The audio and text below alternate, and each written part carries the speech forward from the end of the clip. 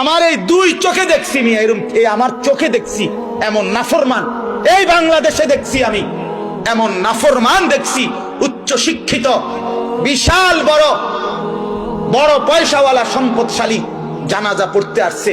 জানাজা পড়ার পরে হুজুররে ডাক দিয়া ওই ডাকাত নাফরমানে বলতেছে, হুজুররা কবরের আযাবের মিথ্যা ভয় দেখিয়ে মানুষগুলোকে আর কতদিন বোকা বানায় রাখবেন? ওই জানোয়ার আমি দেখছি। সে মুসলমান। আমরা মিথ্যা ভয় দেখিয়ে আপনাদেরকে ধোঁকা দিচ্ছি। আমরা ভাতের অভাবে ভিক্ষা করতে আপনাদের এখানে আসছি না? ভাতের অভাবে আসছি তো কেরানীগঞ্জ। আমার এলাকায় ভাত কম পড়ে গেছে তো না? হা বাপ, কত গালি, কত মন্দ, কত তিরস্কার, কত ঠাট্টা, কত ভৎসনা, কত উপহাস ওলামায়ে কেরাম শুনে, কিন্তু এর পরেও শুধু আল্লাহর দিকে চেয়ে আখিরাতের আশায় উম্মতকে বাঁচানোর জন্য ডাকে। আমরা সূরা ইয়াসিনের মধ্যে আছে হাবিবে নাজ্জার, আল্লাহর এক ইমানদার বান্দা, একজন, পুরা কওম মুশরিক কাফের ছিল।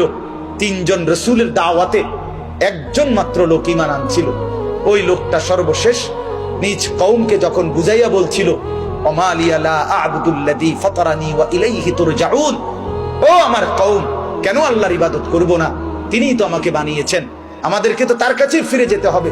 এভাবে অনেকগুলো উপদেশ দেওয়ার পর ওই নাফরমান জাতি, ওই নাফরমান কওম, সূরা ইয়াসিনে আছে, ওই নাফরমান কওম বাজারের মধ্যে সমস্ত মানুষ ঘেরাও দিয়া দইরা আল্লাহর ওই ইমানদার বান্দাকে লাঠি দিতে দিতে, পুরা বাজারে একজনের পর একজন লাঠি দিতে দিতে ওনাকে শহীদ করে ফেলছে। খোদার কসম, তাফসীরে আছে ওই আল্লাহর বান্দা ইমানদার যতবার ওনাকে লাঠি দিছে, মৃত্যুর পূর্বে, শাহাদাতের পূর্বে, প্রত্যেক লাঠিতেই উনি একবার বলছে, আল্লাহুম্মা হদি কওমি, মাওলা আমার জাতিকে হেদায়েত দিয়ে দেন,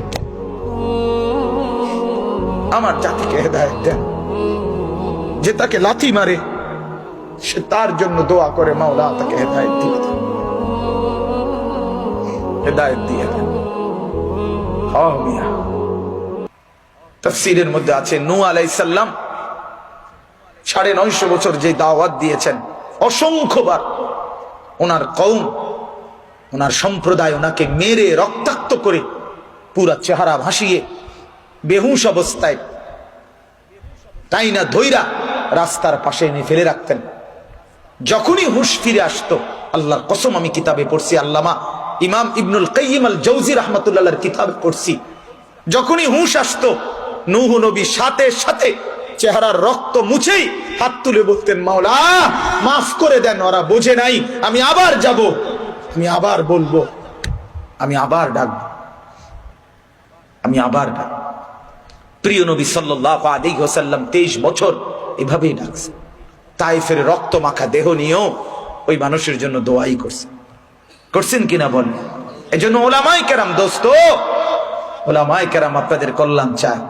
সেই বন্ধু যে আখিরাত মনে করায় দেয়। আমি আবারও বলছি, যে আপনারে বিড়ি ধরায় দেয় সে বন্ধু না।